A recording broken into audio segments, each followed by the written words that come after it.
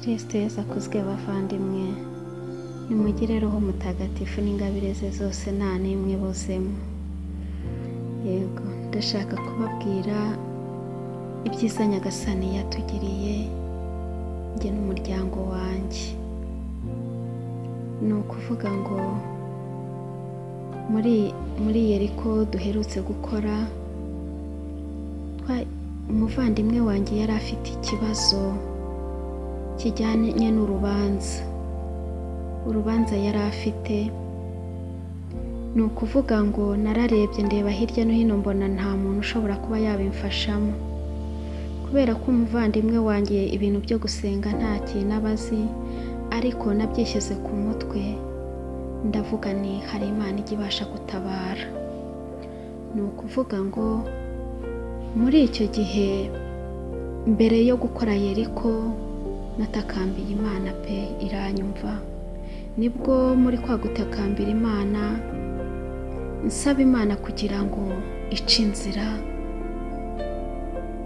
ibashe kwigaragaza muri byose, kuko rwose numvaga senga afite umutima uhamanya n'Imana yuko ishobora byose, bitewe n'ibyo yari yarankoreye mbere yose.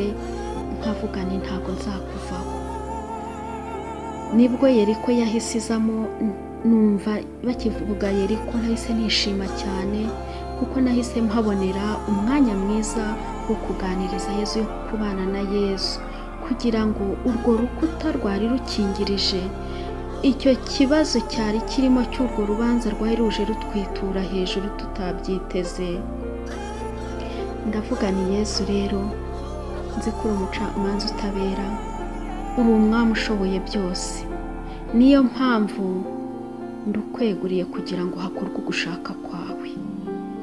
Mu by'ukuri natangiranye na YERIKO n'umutima umwe, nta kindi cyifuzo nifuza ko Nyagasani yankorera. Nifuzaga ko nibura yagaragaza ububasha bwe. Nibwo muri iyo YERIKO byari bikomeye cyane, kuko njye numvaga nta hantu ndi, numvaga ko noneho ari ibintu bikomeye, ariko nkabwira Yesu ni Yesu, imbere yawe nta kikunanira, nta gikomeye muri byo. Nibwo twanakoze urwo rugendo muri iyo YERIKO. Ku munsi wa 7 mu gusoza YERIKO nta kintu nari nakabasha kumenya. Noneho ku munsi YERIKO twayirangije uyu munsi, nk'ejo mpita nakira ubutumwa bw'uko Yezu yihesheje icyubahiro. Mu by'ukuri Yezu yarabikoze, abikemura neza uko nari nakabimusabye. Mu by'ukuri niko yabinkoreye. Njyewe sinzi ukuntu nabivuga, kuko byarandenze cyane, ibyishimo biranyica.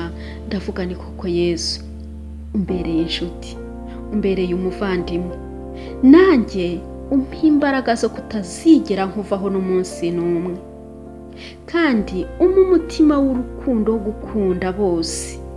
Nkunda nk'uko nanjye nkunda, uko nkunda nanjye mba ariko nkunda mugenzi wanjye, mba ariko nkunda abandi. Ubwo rero icyo kibazo cyarakemutse. Mu by'ukuri nubwo hari ibindi wenda bitari byakemuka, ariko nizeye ko nabyo bizakemuka. Ndagira ngo mbwire buri muvandimwe wese wumva ko hari ibikimuruhije bimugoye, yumve ko Imana ishoboye byose. Iyo itakambiye uzi kuri kubwira umubyeyi ushoboye byose. Hari ibyo ababyeyi bacu b'umubiri batabashije kudukorera, hari ibyo ababyeyi bacu b'umubiri batabasha kudukorera, cyangwa abavandimwe bacu, yewe n'inshuti zacu zitabasha kugira icyo zikora.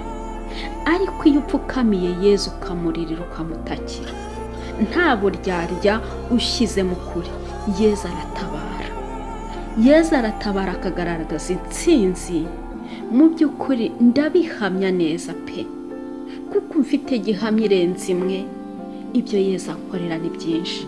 None rero muvandimwe ubabaye, ntugire ubwoba. Yezu aragukunda.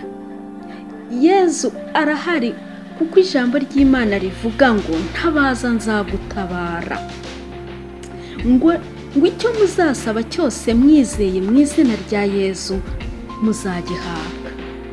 Mu by'ukuri ndahamiriza buri muntu wese mubwira ngo Yezu arakora, Yezu arashoboye, Yezu afite imbaraga. Yewe keretse ku bataramwemera, ku batamwemera kandi n'abazabemeza.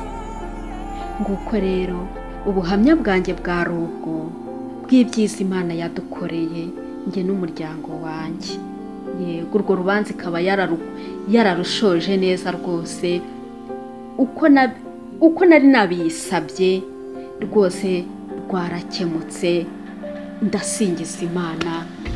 Yeriko Mana, njya mvuga niba Yeriko yahoraga iba buri munsi, niba uko Yeriko irangiye tukongera tugatangira indi, ariko mu rugo rwacu ni ukuvuga ngo ndasingiza Imana pe, rwose ndayisingiza akanayishimira. Ni ubwa mbere nshimiye Imana, ariko ni ukuvuga ngo icyama ngo nzahore nyishima kugera ku iherezo ry'ubuzima bwanjye. Muvandimwe nawe ugira inyota yo gusanga Yezu, ugira inyota mu by'ukuri ibikuruhije byose ubirekurire Yezu. Umubwire uti nkurekuriye ibyananiye kuko njyewe ntacyo nishoboreye, ndabikweguriye. Ugushaka kuba uwawe, ugushaka kuba ukwawe, kuko njyewe ntacyo nashobora. Yego murakoze cyane. Imana ikomeze kubarinda, ibahe umugisha, kandi ingabire za Roho Mutagatifu zikomeze kubasenderezwamo.